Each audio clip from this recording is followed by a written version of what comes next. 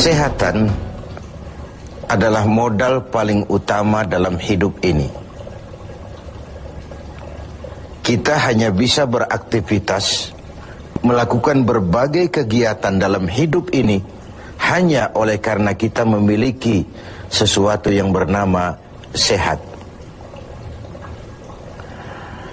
Kecenderungan kita adalah baru merasakan pentingnya suatu nikmat kalau dia sudah berkurang atau bahkan hilang sama sekali dari diri kita. Kita baru merasakan pentingnya gigi kalau sedang sakit gigi. Kita baru merasakan pentingnya telinga kalau sudah tuli. Kita baru merasakan nikmatnya, benar-benar nikmat mata kalau sudah diserang penyakit buta. Sepanjang dia ada, normal, kita kadang-kadang kurang menjaga dan memeliharanya.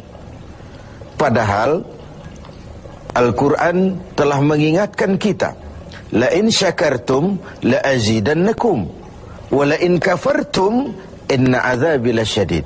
Kalau kamu pandai bersyukur dalam artian menjaga nikmat, menjaga karunia yang diberikan Allah kepadamu, aku akan tambah nikmat itu kepadamu. Tapi kalau kamu ingkar, kamu tidak pandai bersyukur, kamu tidak pandai menjaga dan memelihara nikmat itu, awas, azabku itu akan pedih adanya. Begitulah. Kesehatan ini menjadi modal utama. Kita melaksanakan puasa, selesai itu kita berangkat ke masjid, melaksanakan sholat tarawih, kemudian tadarus Al-Quran, bahkan ibadah haji, jihad sekalipun hanya mungkin kita laksanakan kalau kita mempunyai sesuatu yang bernama sehat. Nah, lawan dari sehat adalah sakit. Kita manusia terdiri dari dua elemen pokok, jasmani dan rohani. Kadang kita kehilangan keseimbangan. Berpayah-payah kita mengurus rohani, berpayah-payah kita mengurus jasmani maksud saya. Satu hari 3 kali kita mandikan jasmani kita. Kita berikan pakaian yang bagus-bagus, parfum yang wangi-wangi, pakaian yang aksesoris yang mahal-mahal untuk keindahan jasmani. Pernahkah kita berpikir seperti itu untuk menambah keindahan rohani kita? Kita hiasi dengan sifat-sifat yang baik, dengan sabar, dengan ikhlas, dengan tawadhu, dengan tasamuh, lapang dada, dan sebagainya. Begitu juga kalau kita bicara penyakit. Kita sibuk kalau diserang penyakit jasmani. Tetapi sesibuk itukah kalau rohani kita yang diserang penyakit?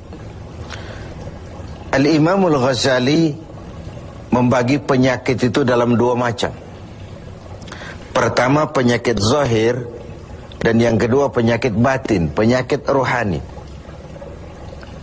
Apa perbedaan dari kedua penyakit ini? Yang pertama, penyakit zahir banyak dokternya. Apalagi di zaman spesialisasi sekarang ini, tinggal cari saja dokter ahlinya. Penyakit jantung ada dokternya, liver ada dokternya, paru-paru ada dokternya, ginjal ada dokternya, kulit ada dokternya. Penyakit zahir banyak sekali dokternya. Tapi penyakit batin, dokternya hanya agama dan kemauan yang kuat dari orang yang punya penyakit itu untuk mengobati diri.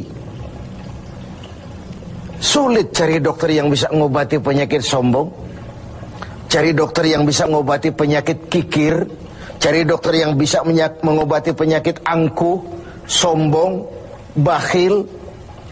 Agama dan kemauan yang kuat dari orang yang dihinggapi penyakit itu untuk memperbaiki diri melalui riyadhah, latihan dan latihan. Yang kedua, kata Al-Ghazali, perbedaannya ini aneh. Penyakit zahir, yang empunya penyakit lebih tahu dari orang lain. Sedangkan penyakit batin sering orang lain lebih tahu dari yang punya. Ini aneh. Kita punya penyakit jantung, kita tahu wong itu penyakit kita dan itu penyakit zahir. Teman kita nggak tahu, datang-datang main kagetin aja, woi, kelepek kita. Kita yang punya penyakit tahu, orang lain tidak tahu. Tapi kalau penyakit batin ini aneh, orang lain sering lebih tahu dari yang punya. Kalau kita sombong, kita sering tidak merasa, kita anggap sikap kita wajar saja. Kalau kita diserang penyakit pelit, kita tidak merasa, kita anggap wajar saja. Kalau kita diserang penyakit hasud, kita anggap wajar saja. Orang lain yang tahu. Karena itu sahabat Umar bin Khattab radhiyallahu an kerap kali kalau berkumpul dengan sahabat sering kali bertanya, kau lihat saya sombong apa tidak? Kau lihat saya pelit apa tidak? Kau lihat pada tingkah laku saya ada tanda-tanda kekafiran atau tidak?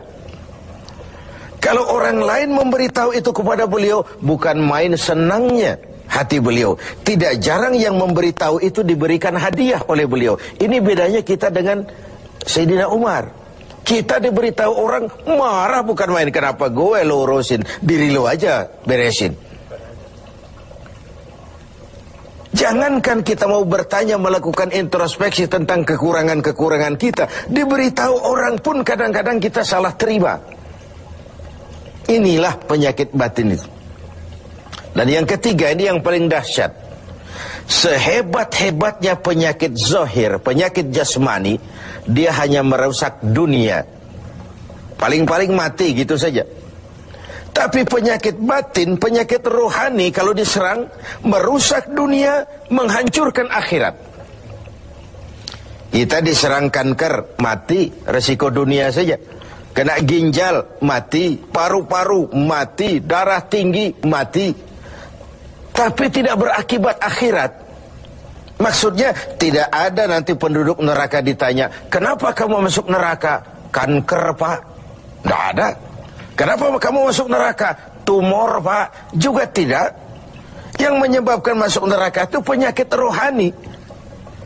Jadi kata Al-Ghazali, penyakit rohani itu kalau diserangnya kita, rusaklah dunia, hancurlah akhirat.